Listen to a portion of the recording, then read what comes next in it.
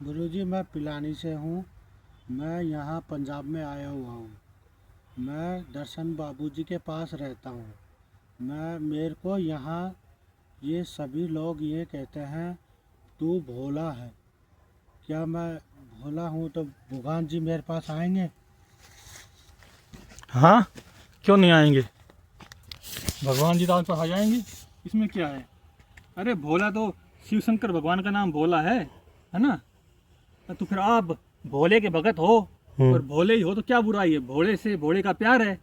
अपनी अपनी गुण धर्म के हिसाब से प्यार भी होता है ना भगवान का।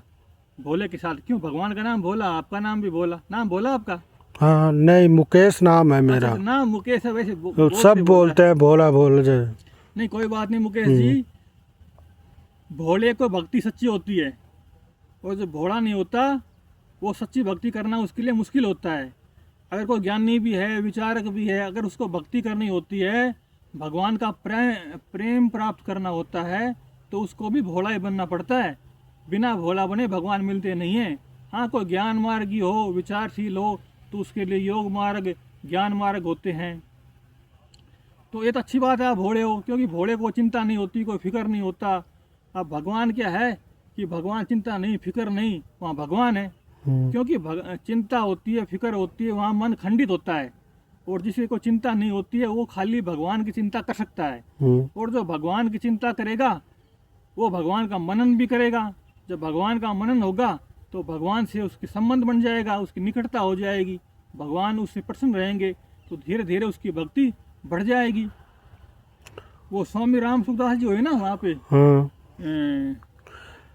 राजस्थान में। हाँ, आप राजस्थान के हो? हाँ, तो वहाँ स्वामी राम सुखदास जी का बहुत प्रचार रहा है। हाँ, है। आपको पता है ना? तो स्वामी राम सुखदास जी कहा करते थे कि अगर आपके में कोई गुण योग्यता है तो आपको संसार फंसा लेगा। ठीक है ना? अगर आपके अंदर कोई गुण योग्यता नहीं है तो आप संसार फ्री हो जाओगे। और संसार से जो फ्री है उसके लिए भगवान सुलभ है, क्योंकि सारा मन वो भगवान में लगा सकता है। इसलिए क्या है कि भगवान के लिए सहजता, सरलता, निर्मलता, यही तो गुण चाहिए ना। भगवान के भगत में निर्मलता होगी तभी तो आगे बढ़ेगा। और आप कहते हो मैं भोला हूँ, तो भोले के लिए तो निर्मलता होना आसान है, क्योंकि तो ज़्यादा विचारशील होगा, ज़्यादा सोच विचार करेगा, तो सोचेगा कि भाई भगवान पता नहीं आएंगे नहीं आएंगे, भगवान ऐसे हैं वैसे हैं, भगवान मेरी बात सुनेंगे नहीं सुनेंगे। और भोला मन है वो सीधा विश्वास कर लेता है। जैसे कर्माबाई ने विश्वास किया था ना, कर्माबाई ने खिचड़ी खिलाई थी भगवान को। ऐसे ही भगवान उस पर रिझ गए, क्योंकि उसका मन बहुत भोला था। तो मैं अभी बात करता ना स्वामी राम सुखदास जी की। वहाँ पे स्वामी राम सुखदास जी ने कहा कि योग्यता की कोई जरूरत नहीं है भगवान के लिए, कि योग्यता की जरूरत पड़ती है ज्ञान के लिए, भगवान के लिए नहीं। अब मेरे को स्वामी राम सुखदास जी नाम याद आया तो मेरे को उनसे बहुत प्रेरणा मिली है, क्योंकि हाँ गुरुजी, ये बताइए, वो पैसे जैसे वो बोलते हैं पैसे के हाथ नहीं लगाते थे, ये क्या कारण था उनका? हाँ, वो पैसे के हाथ नहीं लगाया करते थे। हाँ, क्योंकि मैं उनका बचपन का स्थान था ना, दासोड़ी गांव है वहाँ पे, अच्छा, बीकानेर जिले में। मेरे को वहाँ 2011-12 में रहने का मौका मिला था, है ना? तो वहाँ मेरे को एक आदमी ने बताया था, वहाँ के रहने वाले ने, बोल स्वामी राम सुखदास जी थे ना, वो 4-5 साल की उम्र में वहाँ आ गए थे।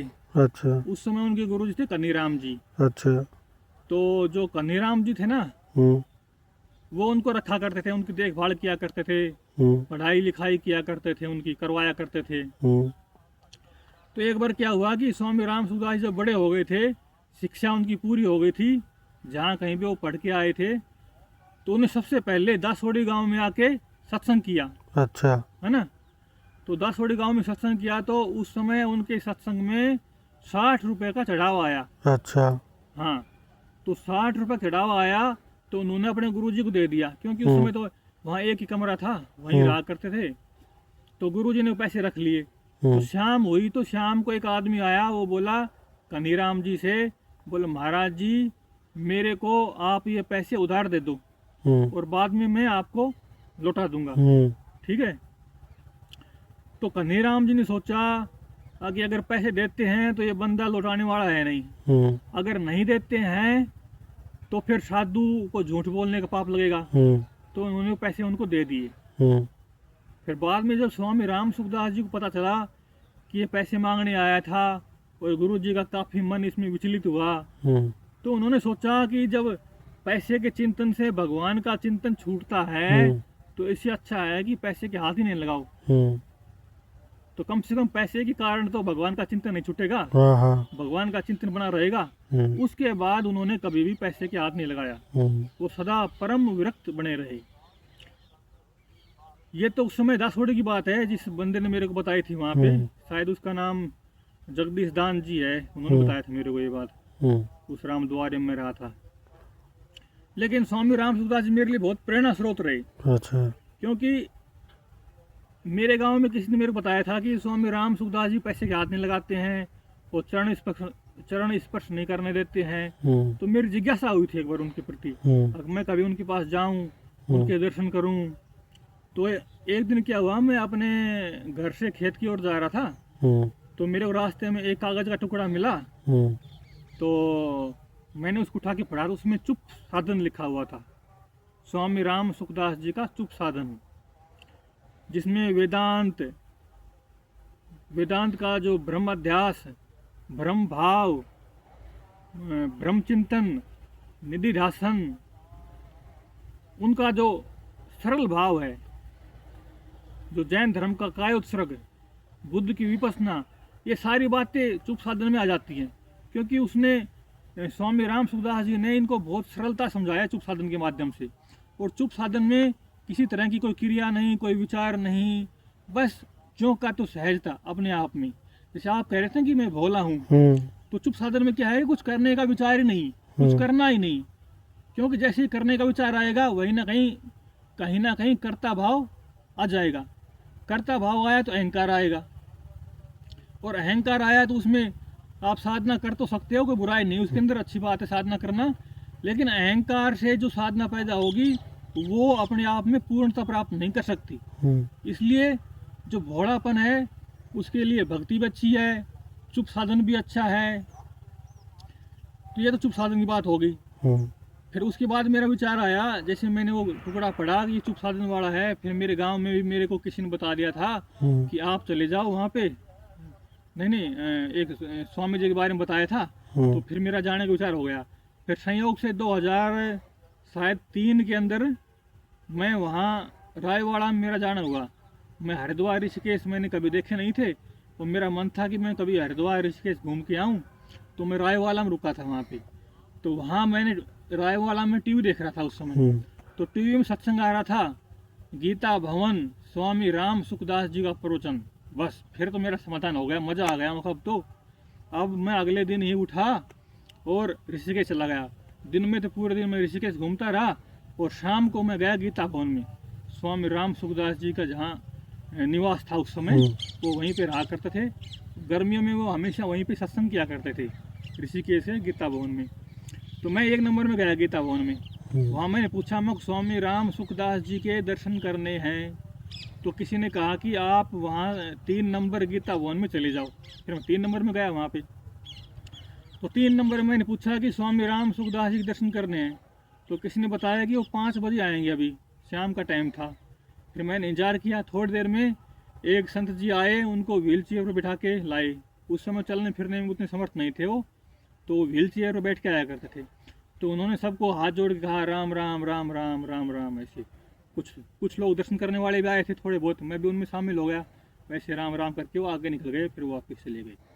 तब उनके दर्शन मेरे को पहली बार और आखिरी बार हुए थे। उनके दर्शन मेरे को मेरा ऐसा सौभाग्य नहीं था कि मैं उनके साथ रह पाता, क्योंकि उनका शरीर का टाइम तो जुलाई, शायद 4 जुलाई 2005 तक था, और मेरा साधु वेश हुआ 2007 में। तो मेरा 2 साल लेट हो गया साधु वेश में। तो उनके प्रति मेरा बहुत अच्छा भाव था, क्योंकि उन्होंने जो स्पष्ट बातें कही है ना, जो कर्म कांड से रहित बातें कही हैं, सीधी भक्ति की बात कही है, जिसमें किसी लाग लपेट की बात नहीं है। उन्होंने तो यहाँ तक कहा है कि आगे राम राम करो, कृष्ण भगवान को ही गुरु मानो। उन्होंने क्या कहा है, कृष्णम वंदे जगत गुरु। गीता जी में लिखा है कि जो कृष्ण भगवान जगत गुरु हैं, तो आप गुरु के बारे में क्यों विचार करते हो। अगर आपको गुरु की जरूरत होगी तो भगवान खुद आपको गुरु से मिला देगा। उन्होंने तो यहाँ तक कहा है। उनकी बात इतनी सीधी, इतनी सरल, क्या बात है। उन्होंने सिद्धि भक्ति का प्रचार किया पूरे मारवाड़ में, जहाँ जहाँ मारवाड़ी थे उन्होंने उनको बुलाया, उनका प्रचार, उनका टाइम, उनकी विरक्ति, वो तो वही टाइम था। अब तो क्या बात है। तो मैं एक बार ना, जब मैं रायवाड़ा गया था, बता रहा कि मैंने दर्शन तो किए थे सन 2003 के आसपास, है ना। लेकिन हाँ, उसी समय ही मैं गीता भवन के 1 नंबर के पास, जहाँ वो किताबों का बड़ी सी दुकान है ना, होलसेल किताबें मिलती है वहाँ पे, वहाँ मैं गया। मैंने वहाँ स्वामी राम सुखदास जी की 2 पुस्तकें खरीदी। छोटे छोटे थी वो, 1-2 रुपए की। एक छोटी पुस्तक का नाम था क्या गुरु बिन मुक्ति नहीं, सच्चा गुरु कौन। ये 2 पुस्तकें थी। वो दोनों पुस्तकें मैं लेके आया, उनको पढ़ा मैंने, मेरे को बहुत प्रेरक लगी। और भी मैं 1-2 पुस्तकें स्वामी राम सुखदास जी की लाया था, उनको पढ़ा। लेकिन उस समय वो समझ में नहीं आई मेरे को वो चीज़ें। तो मैंने जो दूसरे शास्त्र पढ़े, तब उसके बाद पता लगा कि स्वामी राम सुखदास जी के विचार, उनके जो आध्यात्म के संबंध में जो कुछ भी वेदांत पे जो बोला है, उनको कितनी सरलता से बताया है, ये सब कुछ था। अच्छा, अब आपको कोई और पूछना है? नहीं है, हो ना? ठीक है।